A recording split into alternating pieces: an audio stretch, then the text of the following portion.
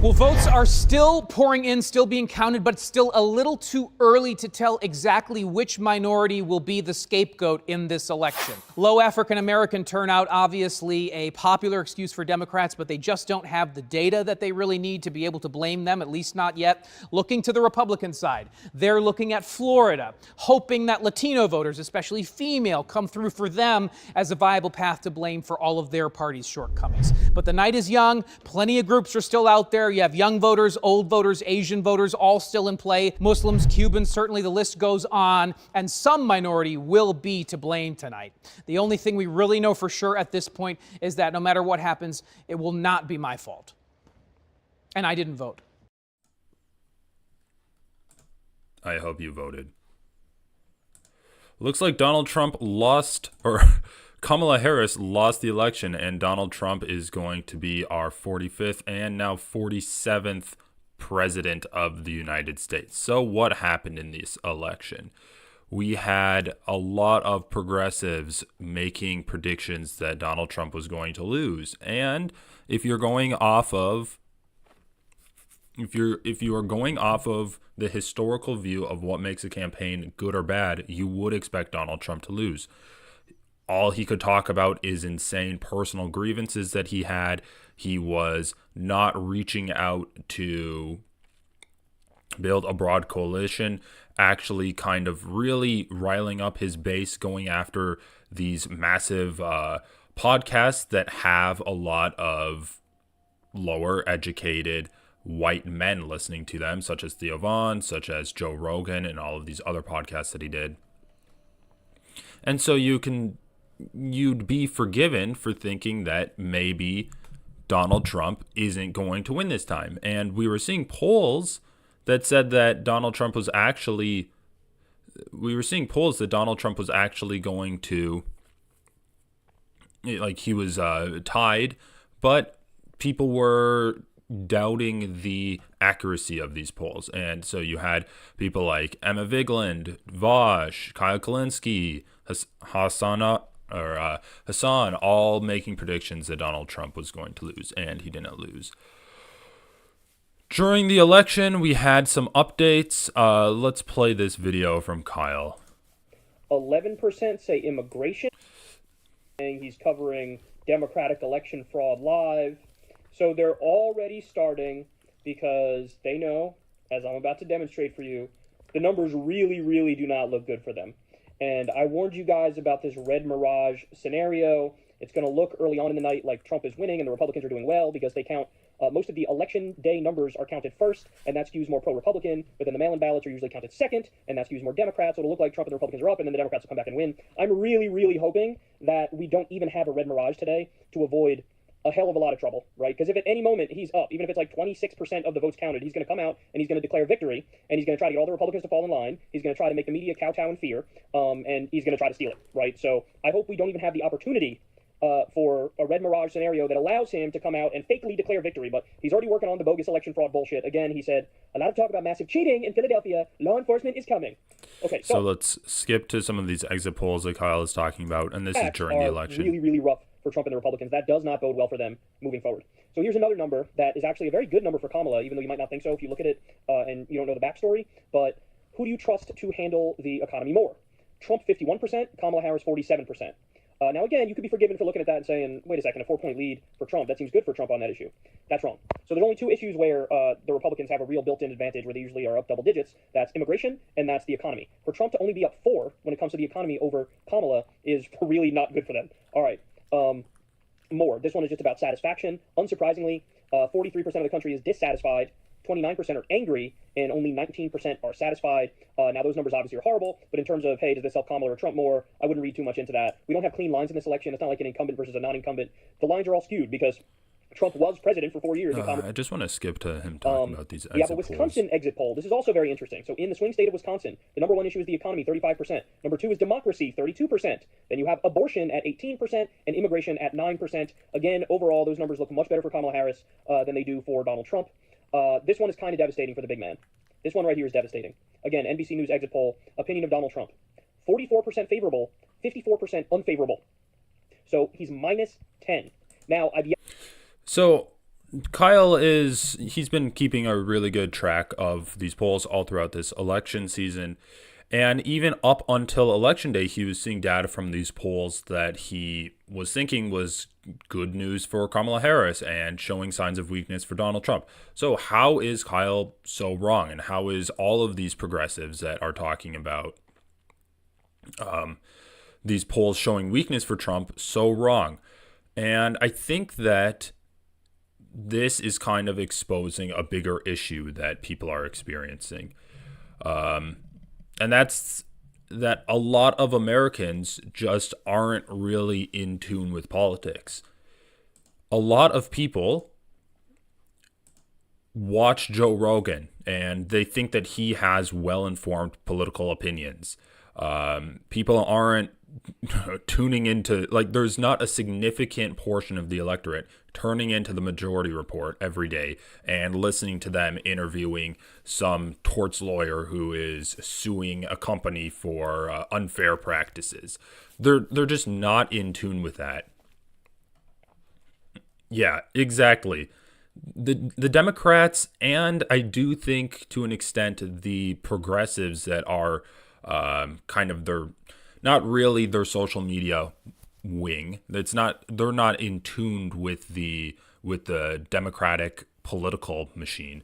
But they, in terms of leftist social media influence, I do think that they're just not really they don't really have an accurate picture of the issues that matter to voters. And so I know throughout this whole election cycle, Kyle Kalinske especially has multiple times said that when Trump is talking about the immigrants eating the cats and the dogs, when Trump is talking about random like Trump lore and how he was stiffed by someone like 20 years ago, but now that guy's dead and Trump's going to be like laughing at him, how this isn't really landing with the normie voters. But I do seriously think that we have no normie voters left anymore. The normie voters that Kyle's talking about are always going to vote for Kamala Harris and the Democrats. And the people that are potentially thinking about voting for Trump are on board with what Trump is selling you. So let's listen to James O'Brien. He is someone from the UK that I listen to every now and then, and I think he has a pretty informed opinion on. Yeah, it was definitely the salt. Honestly, I feel like I will vote for Donald Trump. I feel like that song got more people to vote for the Democrats. Maybe it was, though, because I do think Brexit Trump went up over with the Latino voters. Was an extraordinary con trick. But this is all in the rearview mirror. And it doesn't matter. And this is what you have to cling to, it doesn't matter enough. It doesn't matter enough. The fact that he tried to steal the last election. The fact that he was prepared to subvert the entire democratic process up to and including the potential assault upon his own vice president. The disowning of his most senior former colleagues, the condemnation of his former military chief, the use of the F word by his former chief of staff, the condemnation from his own national security advisor. None of it mattered. Brackets enough. And that is why I think we've struggled in the last couple of weeks, whenever we've turned our attention to this American election, to get to the bottom of it. I think we got closest yesterday. I thought that... Yeah, James is really the only voice on the LBC that I listen to.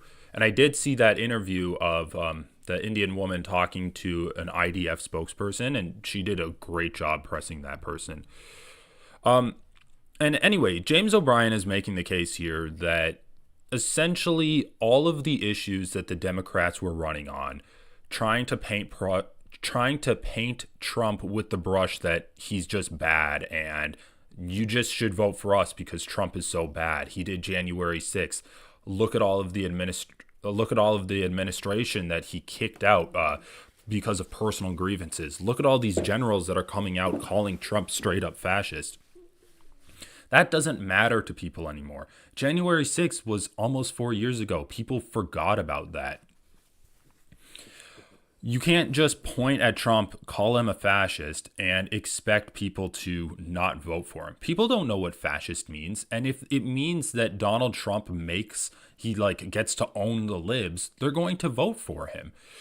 His supporters are at the point, like the people going to Trump rallies and wearing Trump merchandise, are at the point where they hear Trump say, yeah, I'm going to be a dictator.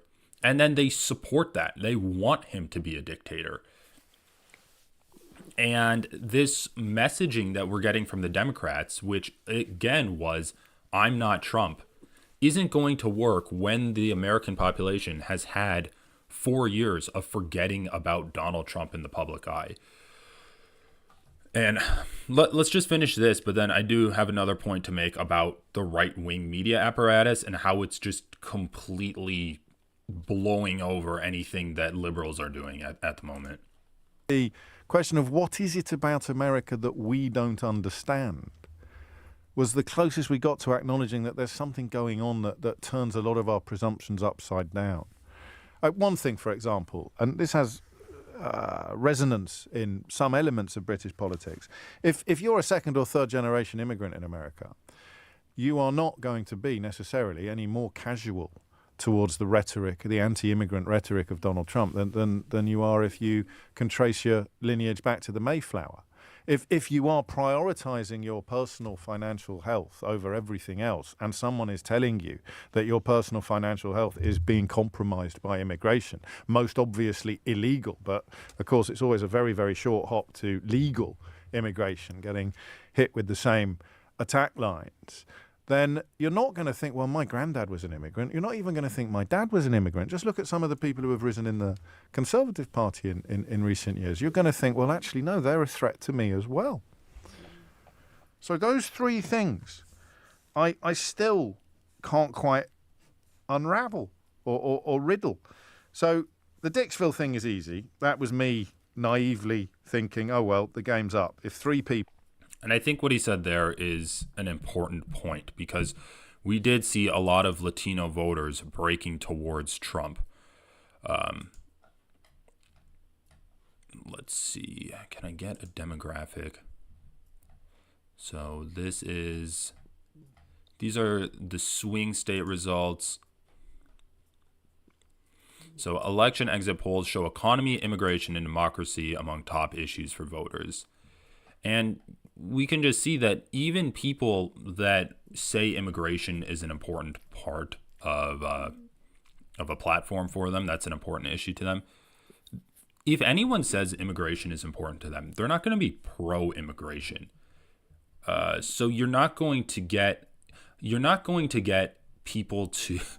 motivate people to vote in their self-interest if they're pro-immigration. That's just never happened in this country. And we can see that the democracy and economy are just they're going to supersede anyone's care about immigration. Because let's just be honest, a lot of people, especially conservatives, are self-interested. And if they are in the position where they can vote in America, they're not going to care that, oh, well, maybe like my dad was an illegal immigrant, so I'm voting for people against my dad. They're going to be like, I got mine, and now I'm voting for economy. And I think other people like my dad are going to come in and take our jobs. And then, so economy, obviously bad. It's dumb. Biden's done a lot to curb inflation. But still, just because you curb inflation doesn't mean prices go down. And housing markets have increased in price. Relative to wages, you've seen grocery prices not increase that much, but it still is more expensive. Oh, thanks for checking out my series on the H3 podcast. Just about the H3 podcast, not to derail this conversation too much, but I am trying to talk to some fans about it.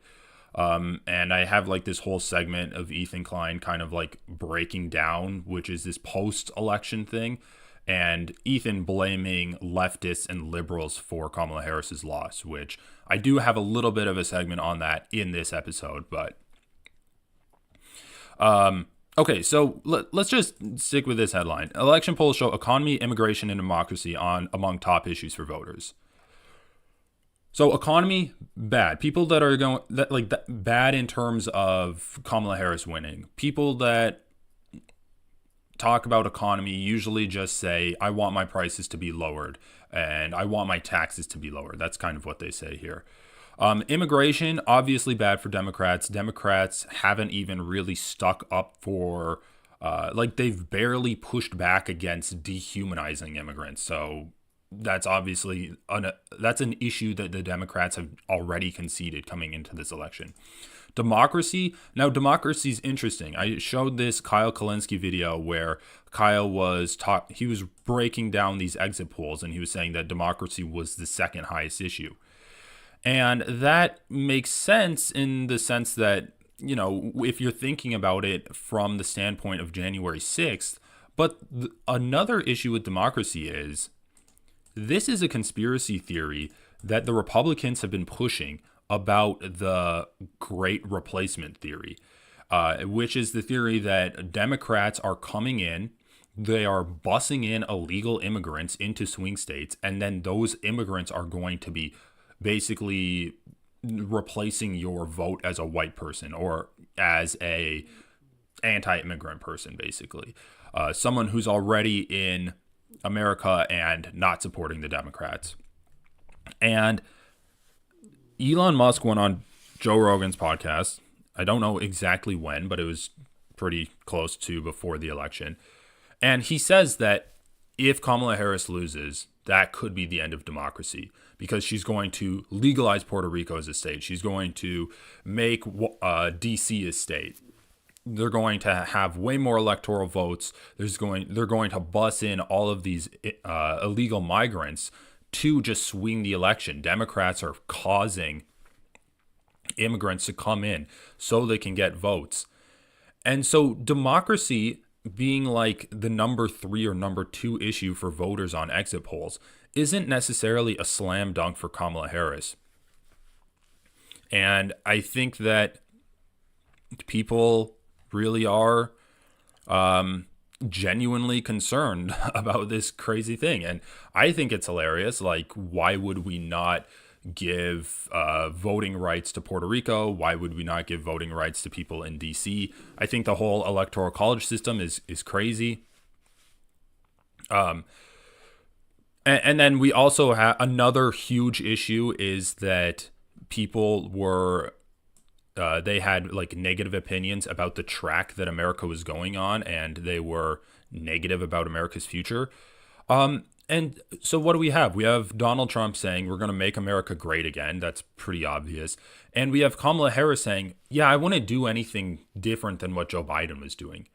And I know that a lot of people were saying, well, Kamala Harris wasn't the president. She was the vice president, so it's not as clear as an incumbent versus a challenger. But when you have that incumbent insisting on tying herself to the sitting president, you are kind of undermining, you are really undermining that that difference that you'd hope that they set up.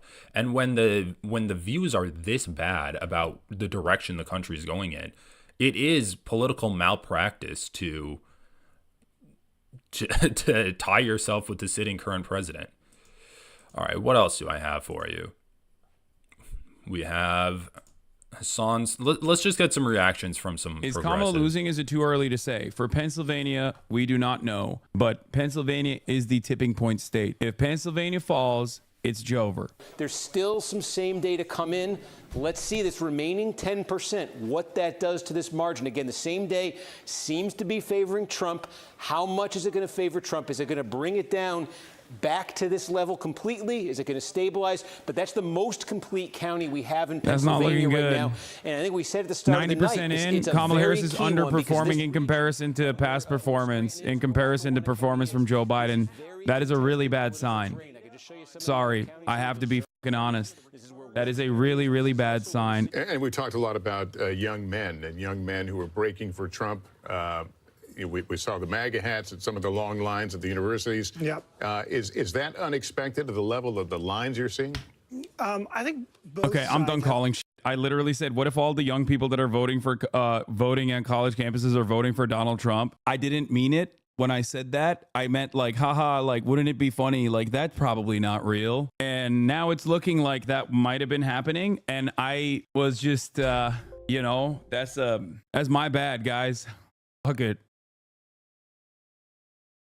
Okay, so let's talk about why it does seem like young people aren't voting. I live in the state of Minnesota. In Minnesota, it's a pretty progressive state. And on the local radio that I was listening to today, they were talking about why there are certain districts within Minnesota that are college campuses, why those swung more Republican, and why did the young people not come out? And I think that this kind of gets into it. So we have this whole Joe Rogan universe that we need to talk about here.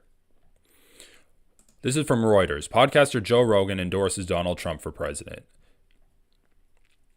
Let's just read this article.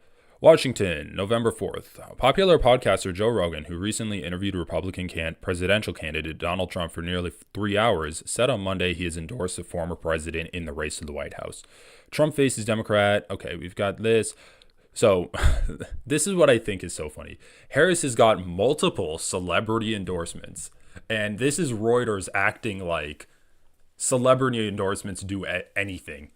Like they really carry any weight for the Democratic candidate. For the record, yes, that's an endorsement of Trump, Rogan said on X while posting a clip of his interview with billionaire Elon Musk, who has also endorsed Trump. Rogan said in his post that Musk made the most compelling case for Trump. Trump's recent interview with Rogan lasted about 3 hours and was released on YouTube and Spotify in late October. The two discussed a range of topics, and the interview got over 45 million views on YouTube. Jesus fucking Christ. The former president criticized Rogan in August on Truth Social, his social media platform, after the podcaster praised then independent candidate Robert Kennedy Jr. Kennedy has since pulled out of the race and endorsed Trump. Trump later called Rogan a good guy. Trump and Harris have courted voters with appearances on podcasts in addition to more traditional rallies and media interviews. Spotify said in March the Joe Rogan Experience had 14.5 million followers, almost triple the platform's second most popular program. Rogan also has more than 19 million followers on Instagram and 18 million followers on YouTube. A poll by YouGov last year found that 81% of his listeners are male and 56% are under 35 years old, a demographic that tends to support Trump over Harris. And we also need to say that young men are not a very active voting bloc. So honestly, Donald Trump really targeting his base, which are young men, and getting them to come out to vote is a big reason why he won this election. And you can see that consistently Democrats have ignored their base in favor of going after suburban voters and trying to get Republicans to come out and just expecting that their base is going to come out. Harris's team has been in touch with Rogan's program about a possible appearance, but her campaign said in late October she will not appear on his podcast. Rogan joins a list of celebrities like Musk and wrestler Hulk Hogan to have endorsed Trump. Harris has a much bigger list of celebrity endorsements, ranging from basketball superstar LeBron James and actress Meryl Streep to comedian Chris Rock and former talk show host Oprah Winfrey. Superstar singers Beyonce and Taylor Swift have also endorsed her. That's the end of this Reuters article. So who wrote this? Reporting by Kanishka Singh. We can read about Kanishka Singh. Breaking news reporter who primarily covers U.S. politics and national affairs. His past breaking news coverage has spanned a range of topics like the BLM, the U.S. elections, the 2021 Capitol riots, and their follow-up probes, the Brexit deal. This is... Yeah, Dan, I totally agree. I woke up today in the wrong timeline. This is the bad timeline we're in. But honestly, if anyone is going to be blaming leftists, and we're going to get into this, I need to break this down. But if anyone's going to be blaming leftists for this Donald Trump victory, you need to open your fucking eyes. Look at what this liberal ass reporter is writing in this Reuters article. So Joe Rogan, let's just make this really clear. Joe Rogan is not simply a celebrity endorsement. When you go on to his show. You are not simply getting endorsed by Joe Rogan. Just remember, Joe Rogan endorsed Bernie Sanders and he got a big boost, but he didn't actually win. But because Bernie Sanders won on his show, he got a ton of extra support. And we can look at this. His interview with Donald Trump got 45 million views. This is like an entire third wing of news organizations. You have liberal news media, then you have conservative news media, then you have this third arm of like the Joe Rogan universe. 45 million views. That's insane. That completely dwarfs anything that like the Majority Report or anyone is really doing on the progressive side of like this new media. And this is the disconnect between liberals and the American electorate right now. They say, yeah, Trump got 45 million views on this Rogan podcast, but Kamala Harris has been endorsed by much more famous people like LeBron James and Taylor Swift. Are you fucking kidding me? Are you kidding me? Like, it's insane, man. It's completely incomparable. And let's just get into this vote breakdown right now. So, again, I'm scrubbing Reddit like an actual scrub, but this is an interesting tweet. So, to all the idiots coming here to scold leftists for losing her the election. This was 8 hours ago, so this is before the results are actually finalized. But it says, as of right now, Trump leads Harris by 320K votes in Michigan. Stein has 26K. Trump leads Harris by 120K in Wisconsin. Stein has 17K. Trump leads Harris by 120K in Georgia. Stein has 18K. Trump leads Harris by 180K in Pennsylvania. Stein has 33K. And if we look at a bit of a more accurate picture, this is the 7 swing states. So this is an article breaking down the vote tally of Arizona, Georgia, Michigan, Nevada, North Carolina, Pennsylvania, and Wisconsin. So a lot of the important swing states. Yeah, if Kamala Harris, don't even get me started on this. Kamala Harris could have done so much more campaigning. First of all, in Minnesota, where I live, they straight up didn't do any campaign events. Walz appeared once to just pat some activists on the back. Like, why are you patting activists on the back? They're already a part of the DNC actually working for you. And Minnesota, it still went blue, but it went blue by its lowest margin in like the last 12 years. So let's just break this down. So in Arizona, Donald Trump got 1.16 million votes. Kamala Harris got 1.05 million votes. Jill Stein got 9,000. Okay, so Stein has no effect here. Like, she's down by 100,000. Stein got 9. Jill Stein got 18,000 here. Kamala Harris is down by 120,000 in Georgia. Michigan, Stein got 43,000. Pretty good for Stein. And this was the state that a lot of people were concerned because there's a big Muslim population in Michigan. And a lot of people there were saying we're not going to vote for Kamala Harris because of the genocide that's happening. Kamala Harris was down by 80,000 votes. So again, Jill Stein was less than half of the votes that Kamala Harris needed to make up. Jill Stein wasn't even on the ballot for Nevada, apparently. Maybe some of these 14,000 wrote in Jill Stein. Jill Stein got 24,000. Kamala Harris was down by almost 200,000 in North Carolina. In Pennsylvania, Jill Stein got 32,000. Kamala Harris was down by about 150,000 in Pennsylvania. And in Wisconsin, Jill Stein got 12,000. Kamala Harris was down by 30,000. And notably, RFK Jr. got more votes than Jill Stein did in Wisconsin, which means that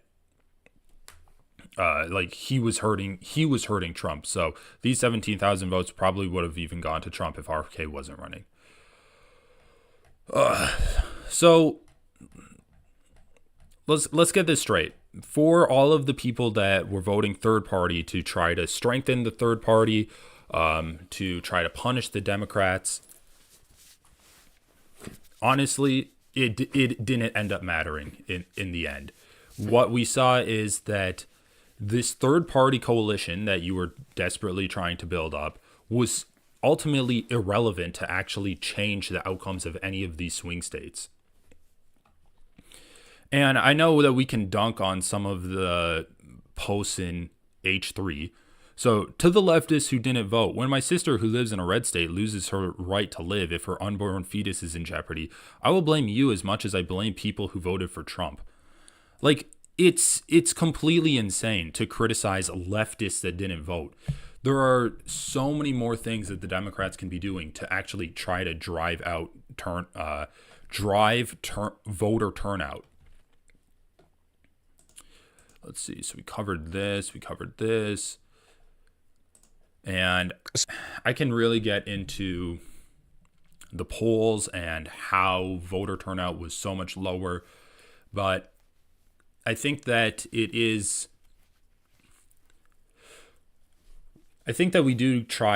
do think that we need to talk about what the candidates did so badly. Like, what did the Democrats do so badly in this campaigning? And we can see that a lot of the campaigning is similar to what we experienced in 2016 with Hillary Clinton and even Joe Biden. And I think a major reason of this is that Kamala Harris, her policies, while fine, were not visionary. And I'm not saying visionary in terms of that, oh, you need to be so far focused into the future and you really need to like be futuristic and idealistic and lofty in your goals. But you need to provide people with a vision for what you want this country to be. Because the average voter isn't going to they're not going to pull up your campaign plan and go to your policy page. They're going to listen to what Donald Trump says. So let's play this. They do. What is the reaction from Golden State voters today? Mario Ramirez has been talking to diners at a Silver Lake restaurant. What are they telling you, Mario? Good morning. Good morning. And while Trump won most of the votes in Orange County, here in LA County, at least according to the Secretary of State's website, the majority of voters went with Harris. And we've definitely seen a range of emotions here at Astro Diner in Silver Lake, some disappointed by the results and others celebrating. Take a listen. It's amazing. I feel like, we're going to start making more money. My contract's dried up pretty much I'm an independent contractor. And I felt the economic effects, of Biden's presidency. I don't hate the man at all. He's a little comedic sometimes, but I feel like some of his views are kind of what America needs. It's just a lot of people kind of just don't agree how he's doing it, but they don't see the benefits in the later on future. Trump has now been declared the winner in the presidential race, with the AP calling it early this morning, and he's now set to become the 47th U.S. president. This comes after we saw a very high voter turnout at polls. They closed at 8 o'clock last night, although many waited in line after to cast their ballots, and some of the longest lines were seen in Burbank and East Hollywood, with some voters reporting wait times over 2 hours. Meanwhile, the LA County Sheriff's Department, LAPD, and agencies across the South Line were prepared for any election-related violence, with no reported instances or no reported issues throughout the Southland. Back out here live, I did talk to a few voters here, or I should say Angelinos, who did not vote. They told me they were disappointed with the election. So, yeah, and you can see that even with that whole Puerto Rico debacle and Trump really shitting the bed on just disaffecting a lot of people, the Democrats really didn't do anything to reach out to these people. And they just ended up staying home and not voting. I mean, I would not have voted for Kamala if I was a single vote they needed. Kamala ran on being the lighter version of the GOP and the people they expected to capture with this move or not. Yeah. I do agree with what you're saying. In the majority of elections, like, the Democrats have become the lighter version of the GOP. I just think that Trump, and specifically the whole idea of Project 2025 and kind of removing all of the guardrails from a Trump presidency, is just a descent straight into total fascism in America. So in a standard kind of election where you have like neoliberals and neoconservatives, I would agree with what you're saying there. I just don't think that it really applies to this election at all. This is another thing that I think is interesting and worth talking about. So Reuters, so this is a list of the abortion referendums that happened in states. So we all know that Donald Trump installed conservative Supreme Court justices that ended up overturning Roe versus Wade, and they got rid of people's right to have an abortion. They got rid of people's right to have an abortion, and it went back to the state level, and so it's laws that the states determine. And many states had referendums on abortion, so codifying it or adding it to the state constitution. And let's just go down this list of referendums, because I think this is interesting. And a lot of people were talking about how Kamala Harris has the edge in women voters. Kamala Harris has the edge in young voters because of abortion. Abortion's a huge issue. The Democrats can run on abortion. And I think that makes sense because, as we've seen, people vote for very simple topics: the economy, immigration, abortion, and topics that affect them.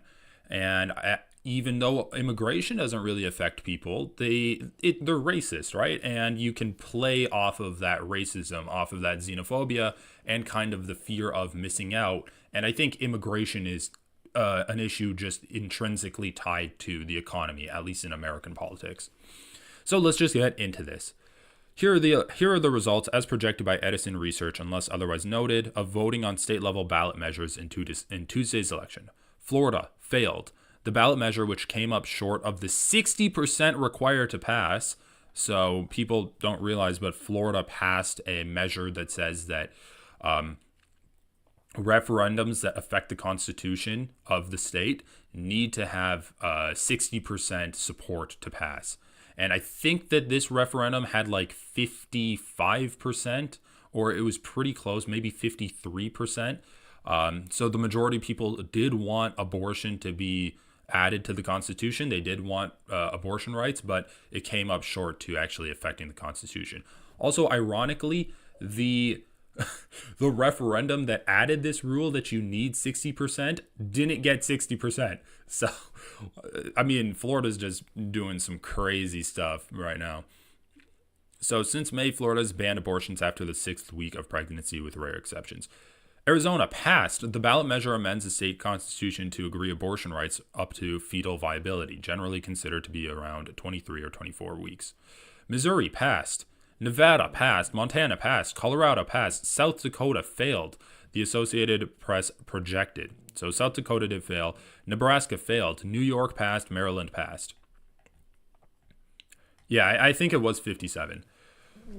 So why am I talking about this, the results of these abortion referendums? Well, not only does it actually affect people living in these states and people living around these states, but it is an important pattern that we should be looking at in this election. So when the Democrats are expecting their main issue to be abortion, and they want people to come out and vote for them because of abortion, but then, you know, a lot of people in these swing states might be like, well, if I get a girl pregnant, I definitely want abortion to be legal in my state. But I really don't like Kamala Harris. She seems her vibes are off. I saw Donald Trump doing a podcast with Joe Rogan, and he was able to sit there for 3 hours and have like a meaningful conversation. And they talked about a lot of issues that were important to me. I'm going to vote for Trump, but I'm also going to vote for abortion. And I think as undemocratic as undemocratic as not having referendums would be, the fact that there were referendums on an issue that the Democrats were really banking on undercut a lot of Democratic votes, because you're giving people an option to vote for the issues that is most meaningful to them, which abortion is most meaningful to a lot of people, and especially a lot of Democrats. And then you're also giving them the option to vote for that and vote against the Democrat. Vote for the person that they think is going to be a strong man to rebuild all of the issues that you're seeing in your life. And so I think that this is a really interesting thing where you have this issue that Democrats are basically, that's the biggest crutch. That's the biggest thing propping up the Democratic campaign, in my opinion. It's the biggest thing that's separating Democrats from Republicans, because the Democrats have kind of kowtowed to Republicans on foreign policy. They've kowtowed to them on immigration, but they are sticking up for abortion rights. And they're, so you see that even in states where Kamala Harris lost, these abortion referendums are passing. And that's a really interesting thing. And I think that even though we saw a lot of women voting, a lot of women came out to vote, they didn't vote in favor of Kamala Harris as much as they thought they would. There's more swing states. Oh yeah, this is interesting. So this is the Trump subreddit. This is people that are actually Trump supporters on Reddit. And man, it's so funny. The top post is what? A Democrat here. Congratulations for the win. Well, I'm a Democrat, but since the majority of the American people voted for Trump, I just can say congratulations. I hope he will lead to peace. Right now, the world has fallen apart. Please don't forget the country is deeply split from right to left. Families breaking apart because of politics. And Trump even survived an assassination attempt. I love this, man. Like, this is a Democrat. He ostensibly voted for Kamala Harris. And you can see kind of the issues that matter to him when he's bringing this up. And he's like, I know that we agree on these issues. We just disagree on how we should go about fixing these issues. Oh my God, these people are so crazy. Trump will bring back the peace enough to hopefully prevent a huge war from happening, and that right there brings me peace. As for the Democrats, just sit back and watch America be great again. I promise it will be. So, funny stuff there. Just people celebrating. Y'all, I'm about to actually tear up. I mean, dumb stuff. I do think that, I mean, man, we need to be reaching out to Trump voters a lot more, because having a call-in show is great when you are people like the Majority Report or even LBC. But let's just pull up the views of some of these Trump podcast appearances, because I think it's just, you cannot really compare. Let's see, Trump. My things. Trump. So Trump, Joe Rogan, that apparently got 45 million views. 46 now. I want to see him on Theo Vaughn.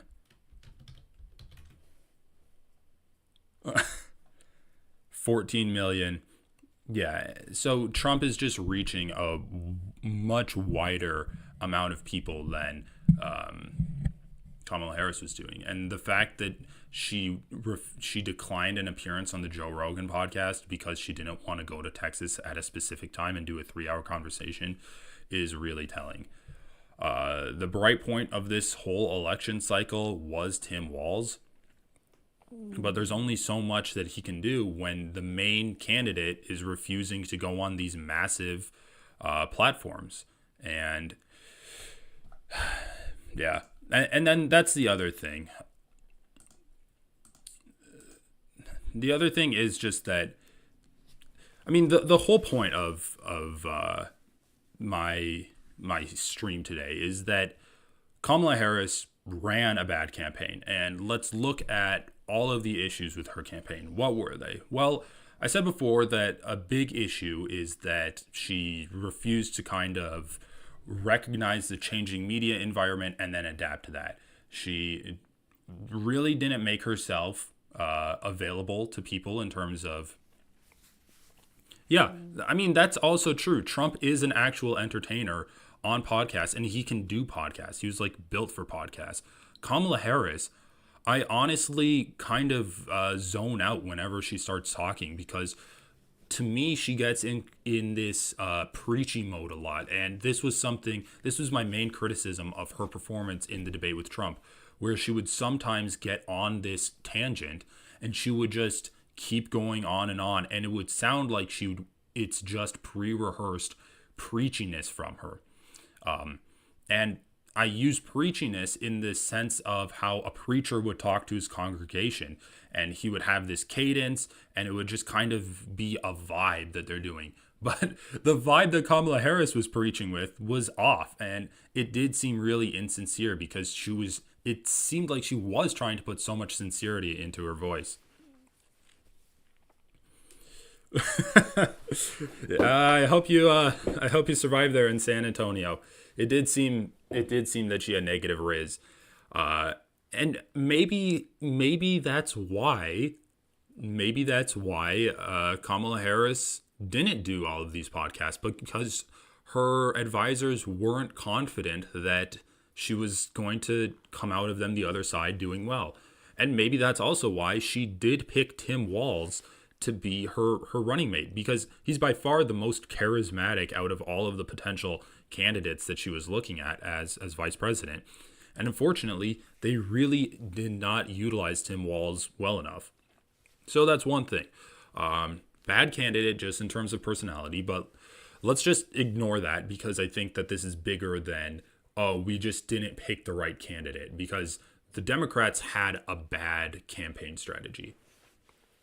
The other thing that kind of goes along with that, turning down these media opportunities that Trump did, is that Kamala Harris didn't have a broad, general statement that she can put out there to get really uninformed and frankly dumb voters to parrot her ideas and get behind her in terms of support. Bernie Sanders was saying that, oh yeah, we're going to make the rich pay their fair share. And he got a ton of support from kind of the people that went over to Trump afterwards. Donald Trump, we're going to make America great again. We're going to kick out all of the immigrants. We're going to end all of the wars and bring back jobs. In that Reddit post we saw, what was the first thing they said? They said that, oh, he's going to stop all of the wars. Donald Trump's going to prevent us from getting into a massive war. It's like, what are you talking about? We're already in massive wars. He's got to stop them first, apparently, that he's going to do. So she doesn't have these broad statements, these broad goals. She doesn't present like an idealized version of America that people can just get behind. And you really need to dumb it down. You cannot come into these elections saying that I'm going to provide $15,000 loans to small business startups in majority minority communities to try to help out these people and bring more money into those neighborhoods. You can't really, when you're talking about, I'm going to provide $25,000 loans to first-time home buyers. Wow, great. Good job. That's a winning message. We can all get behind that. How did you not win the fucking election there? And then you add in all of the neoconservative warmongering stuff where she was refusing to give any kind of support for Palestine, but also unable to outflank Donald Trump on the issue of Israel, because Donald Trump is like, oh yeah, Palestinians are human dogs. We need to kill them. I'll actually go there myself and start shooting Palestinians with Netanyahu on the front lines. And then Kamala Harris doesn't take the obvious approach, which is, this is a humanitarian catastrophe that our ally Israel's causing. I'm going to get into the presidency and immediately stop all arms sales to Israel and make sure that Palestinians get the supplies and the humanitarian aid they need, and also open up our borders to allow Palestinian refugees, which is a refugee crisis we directly caused, into our country. And also the fact that she was saying that we need to have the most lethal military in the country and we need to really solve the issue of a dangerous and open border. And I know she didn't use the actual terms open border, but all of her rhetoric was essentially that the border is a massive, complicated issue that we need to use all of our ingenuity to solve. and that she's going to make the border secure. You cannot outflank Republicans on these issues when the Republicans are willing to straight up kill immigrants and Palestinians. And then also on the economy, her message is so it's so narrow in terms of scope. It's an extremely myopic message, and also it's not easy to parrot. You need to run a campaign like you're actually training parrots how to talk. Yeah, always snatching defeat from the jaws of victory. I totally agree. Yeah, exactly. They could have just lied about more left-leaning policies. They don't even need to do anything. If Kamala Harris is so worried about her billionaire donors getting fucked by leftist policies, just lie and say that the leftists, tell your donors behind the scenes, yeah, I'm just lying about this. Trump openly lies all the time about what his policies are. And it doesn't matter. People could not care less. Donald Trump's supporters, at least his really hardcore ones, are happy to get lied to. And I'll tell you what, his supporters that are like the quiet ones that don't go to all of his rallies, but when they're there, they're like, Donald Trump is going to... they don't believe his lies anyway. When they hear him say, "Oh yeah, I'm gonna deport 2 million illegal immigrants," you might have a brother that's an illegal immigrant. Your parents might be illegal immigrants, but they don't believe his lies anyway. They just like the way that he makes them feel. The Democratic Party cannot be reduced to this idea of championing everything it possibly can. Yeah, I mean, the Democrats are pretty bad. Let's listen to what Vosh had to say about this. It wasn't the best election night. You've probably found... I watched the Majority Report's live stream yesterday, and they were definitely not feeling good. And then I fell asleep before the election results were called, and I woke up, just crazy fog outside my window, pull up Google, see that Trump lost, or Trump won. I'm like, all right, I feel like I woke up in the bad timeline. That out by now. If you're finding out from my video, that's really rough. You've probably already seen. It's probably like omnipresent news-wise. Now I'll cut these two. I love you, but I'll cut these two. I'll read every dono. Look, I'm gonna cut the bullshit. It's a really bad result. It's a bad result. It is so bad. People are going to be studying this for decades. Like I think in a lot of ways, this is actually worse than Hillary Clinton's result in 2016. I think that if you ask me right now why it went down this way, ballpark answer, misogyny, weakened rhetoric on immigration. That is to say, Democrats stopped pushing back against anti-immigrant sentiment and started kind of adopting it themselves, and a lack of economic populism. They are fighting for procedural institutionalist rhetoric in a world that is populist. That's my just ballpark. Yeah, I actually pretty much agree with what Vosh said. I would rank the misogyny and racism lower on the list just because I'm not saying it's irrelevant, but the relevancy of it isn't something we can really deal with. It's not something that Kamala Harris did wrong of winning. And I do think it's possible to win if you're a woman. I do think it's possible to win if you're not white in America. You just need to have the correct politics. And what Vosh said about how Kamala Harris run as an institutionalist in a period of American politics where we are anti-institution is exactly correct. Kamala Harris ran as I'm not the fascist person. I'm not going to do January 6th and break down these institutions. I'm not going to completely pull out of NATO and abandon our allies. Kamala Harris ran as the person who would uphold all of these government institutions which people fucking hate. And I think that this is like a big issue that we've had. That being said, Joe Biden did that, Hillary Clinton did that, and now Kamala Harris has done that. And surprise, surprise, the white guy won out of all of these. However, I do think that it's important to point out that when Joe Biden was running, the idea of institutional collapse was first and foremost in people's minds. People had a desire to kind of get back to a normalcy that was during the height of COVID. So I think that all of this is evidence that it's not just racism, it's not just sexism. We can't blame Kamala Harris's loss on people being racist and sexist. It's actually the party's messaging, and it's the messages that Kamala Harris ran on. So what do we do now? What do we do now? Well, I think we're open to ideas. I think that this is a great opportunity to start coalescing, start actually organizing yourself. If you can get in contact with other liberals or progressives in your area, preferably progressives and leftists. But even if you want to hook up with the local DNC and try to see if you can have any kind of influence on local chapters of the Democratic Party, it would be a great time to do that. I seriously, I know that this has been I'm streaming this a few hours since the election has been called, but I do think that this is a really big time of change for the Democratic Party.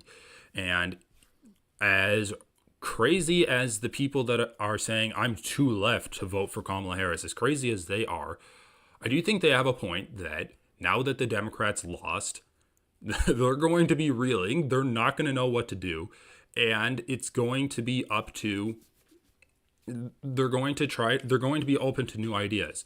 So, reach out to people that didn't vote, and they didn't vote because of Gaza. Reach out to them and be like, okay, I guess you got what you wanted, right? You're an accelerationist. You think things have to get much worse before they get better. And let's really try to fucking remake this party, because the Democratic Party as it stands now has no place in American politics. The idea of we need to prop up these institutions and put that first and foremost over these completely unhinged Republicans. Their whole strategy of ignoring new media, just completely ignoring the third arm of conservative media on YouTube and on all of these other streaming platforms. It's just not working at all. And I think that there is going to need to be a lot of change. So that's something that I'm going to be looking into more, how you can actually make a change as a leftist, as a progressive in your local media space, how you can get involved. And again, I think it's going to be really interesting, because how are Democrats going to react to this? This is a question that we need to all be asking ourselves. The people, the third party voters, the Jill Stein voters, they say that, oh, well, we showed that our voice is strong enough and our voting bloc is strong enough that the Democrats now need to take us seriously. We're forcing them to take us seriously. So now they're going to pull left. We haven't seen that in the past, but let's see if this time's any different. All right, I'm going to call this stream here, just a quick one to give people's immediate reactions. I'm just going to give let's listen to some Majority Report reactions. I'm so proud to do that, no matter where you work or what you do. This was from election night. Let's see what they're saying now. I think Feminism, right fuck now. yeah.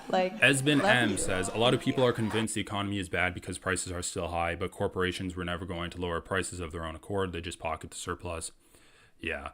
And honestly, that's another thing that we should talk about. We'll save this for the fun half. Kamala Harris. What was Kamala Harris's answers to high grocery prices? Well, we're going to do a federal law that bans price gouging at grocery stores. Well, that's not going to help people now. That's going to help people during a hurricane when they do price gouge, but the prices are already high, and we're just accepting that that's the market price. Trump's coming in and he just lies. He just says that, yeah, we're going to put a 20% tariff on everything. And prices are going to go down because of that. People don't fucking know. They just hear what Trump says and they believe it blindly. It has no effect at all.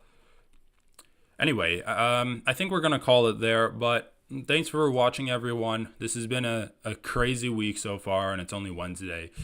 But I appreciate all of the support, and I'm going to try to be putting out like a video every day. Comment below like what kind of topics you want me to cover. I am going to be taking a break. I wanted to take a break from the H3 drama, but if Ethan's going to be blaming Hassan for Kamala Harris's loss, I might have to step in and cover it this week because it is relevant. But again, thanks for watching. Let me know your stories also, because I like listening to kind of what your experiences have been this election, what you plan to do. Are you involved with any kind of progressive content or progressive causes in your local area? And I'm going to try to be bringing on guests this week too. So stay tuned for that. Just wanted to drop a short stream today. And yeah, thanks for watching. Thanks for commenting and support. Toast, thanks for checking it out.